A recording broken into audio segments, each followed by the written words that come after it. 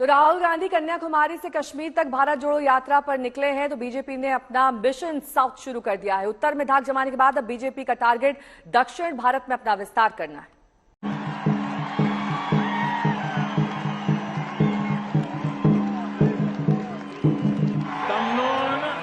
हाथ जोड़ी राम रामी।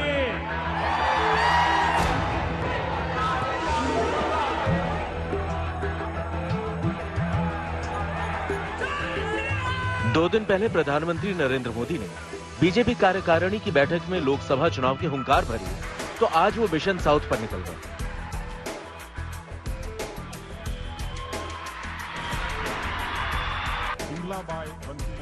मोदी कर्नाटक पहुंचे तो वहां की जनता को करीब 10,800 करोड़ रुपए के तोहफे की सौगात दी। वहीं डबल इंजन की उपलब्धियां गिनाने के साथ ही विरोधियों पर तंज करना भी नहीं भूले।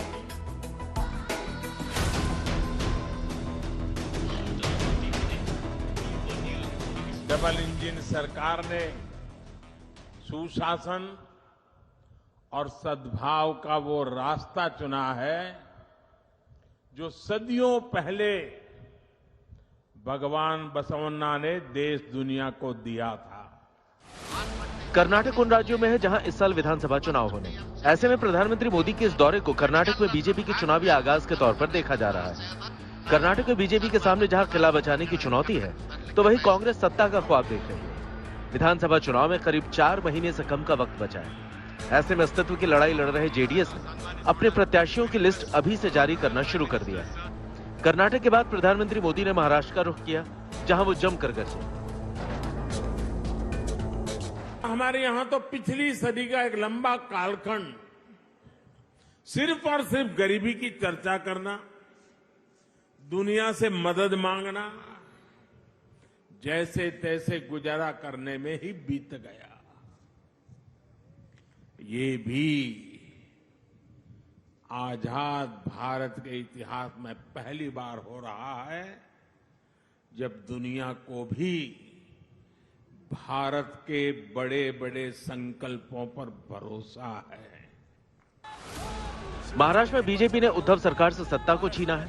2 फाड़ में बढ़ चुकी शिवसेना की आपसी जंग अभी खत्म नहीं हुई है। इस जंग के बीच मुंबई में बीएमसी के चुनाव हो रहे हैं, जहां शिवसेना की सरकार है।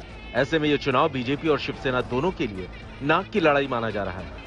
यही वजह है कि मोदी के महाराष्ट्र आने से पहले उद्धव वाली शिवसेना के मुखपत्र सामना में दौरे को लेकर तंज कसा गया। शिंदे गुट ने भी इसमें अपना वजूद दिखाने की कोशिश की, लेकिन बीजेपी इस गुट को निगल गई है, जैसे मगरमच्छ एक मेढक को निगल जाता है। बीजेपी नेताओं के कटआउट बाला साहब से भी बड़े हैं। खुद को बाला साहब की शिवसेना कहने वाले शिंदे इस पर चुप क्यों बैठे हैं?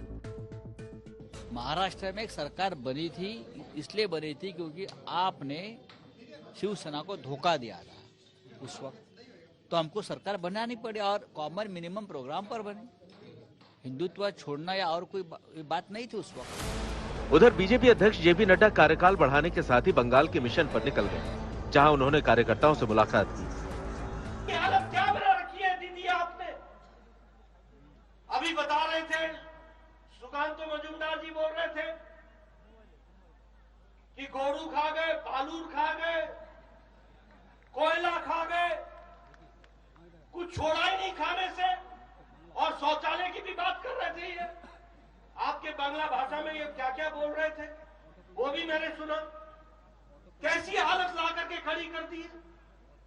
पैसा भेजे मोदी जी, पैसा भेजे मोदी जी, और यहां तुम घोटाला कर लो, और जब तुम्हारी इंक्वायरी हो तो बोलो कि भारत सरकार मेरी दुश्मन है।